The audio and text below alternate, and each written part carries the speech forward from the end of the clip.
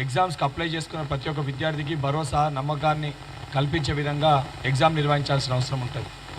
ఎప్పుడైతే paper leakage అయ్యి 1500 మంది స్టూడెంట్స్కి మళ్ళీ ఎగ్జామ్ రీకండక్ట్ చేయాలనే ఒక విషయం బయటికి వచ్చిందంటే చాలా స్పష్టంగా sanctity, transparency, integrity of the exam దెబ్బతిన్నదని చెప్పి చాలా స్పష్టంగా కనబడుతుంది.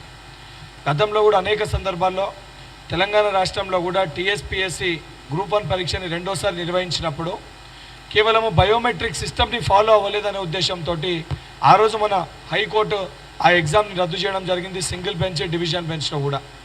గతంలో టీఎస్పీఎస్సీ పేపర్ లీకేజ్ అయినప్పుడు ఇదే Bharatiya Janata party paper leakage అయిన మరుసటి రోజే అన్ని ఎగ్జామ్స్ని కూడా రద్దు చేయాలి, ట్రాన్స్పరెన్సీ, ఇంటిగ్రిటీ దెబ్బతిన్నది, టీఎస్పీఎస్సీ పైన నమ్మకం లేదని చెప్పి మాట్లాడినారు వారే.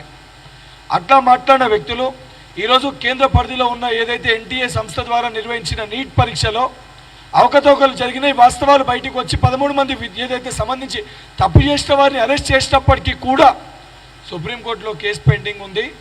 మేము ఏదైతే నిర్ణయం వచ్చినాక మేము ఎగ్జామ్ని రద్దు చేయొద్దా డిసైడ్ అవుతాము. మేము ప్రాసెస్ని యథాతథాగా కొనసాగించి కౌన్సిలింగ్ కూడా నిర్వహించి సీట్ అలొకేషన్ కూడా చేసేస్తామని చెప్పి వారు చెప్తారు. ఏదైతే నీట్ పరీక్ష నిర్వహణలో 1-2 మార్కులతోటి అనేక మంది విద్యార్థులు నష్టపోతారు, వాళ్ళకి సీట్ అలొకేషన్ మారిపోతుంది. అండ్ 3 రాష్ట్రాలు కూడా బీజేపీ పాలిట రాష్ట్రాలు కాబట్టి ఉద్దేశపూర్వకంగానే దీన్ని తప్పుదో పట్టిస్తున్నారని చెప్పి అనేక సందేహాలు ఉన్నాయి. కాబట్టి తక్షణమే ఇంతకుముందు మా గౌరవ వర్కింగ్ ప్రెసిడెంట్ మహేష్ కుమార్ గౌడ్ గారు చెప్పినట్టు ఏదైతే నీట్ పరీక్షని తక్షణమే రద్దు చేయాలి, మళ్ళీ పరీక్షని నిర్వహించాలి, దానితో పాటు సుప్రీంకోర్టు సిట్టింగ్ జడ్జితో విచారణ జరిపించాలి, దానితో పాటు నేషనల్ టెస్టింగ్ ఏదైతే ఏజెన్సీ ఉందో ఎన్టీఏని తక్షణమే రద్దు చేయాలి.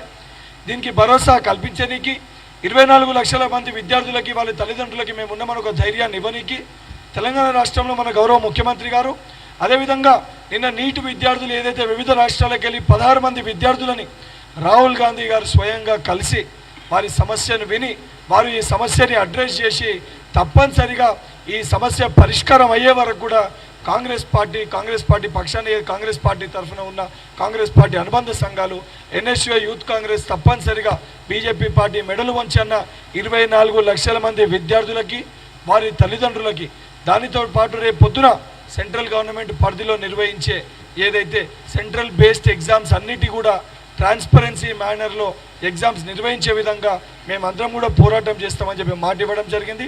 తప్పనిసరిగా బీజేపీ పార్టీ మెడలు వంచన్న ఆ విద్యార్థులకు న్యాయం జరిగే వరకు మేము పోరాటం చేస్తాము. ఏదైతే సంబంధించి బీజేపీ పార్టీ స్పందించకపోతే తెలంగాణ రాష్ట్రంలో ఉన్న కేంద్ర మంత్రులుగా కిషన్ రెడ్డి, బండి సంజయ్ గారిని కూడా తెలంగాణ రాష్ట్రంలో తిరగనివ్వము. నిన్ననే వారు అపాయింట్మెంట్ కూడా అడిగినాం దీనికి సంబంధించి మాట్లాడదామని, కానీ వారు ఇప్పటివరకు దానిపైన స్పందించలే. సాయంత్రం వరకు చూసి వారు స్పందించకపోతే తెలంగాణ రాష్ట్రంలో ఉన్న అన్ని విద్యార్థి యువజన సంఘాలతోటి వాళ్ళ ఇంటి దగ్గరికి వెళ్ళి వాళ్ళ ఇల్లు ముట్టడి చేసిన వాళ్ళ మెడలు వంచన్న ఈ 24 లక్షల మంది విద్యార్థులకి తప్పనిసరిగా కాంగ్రెస్ పార్టీ పక్షాన మేము న్యాయం చేస్తామని చెప్పి తెలియజేస్తున్నాం.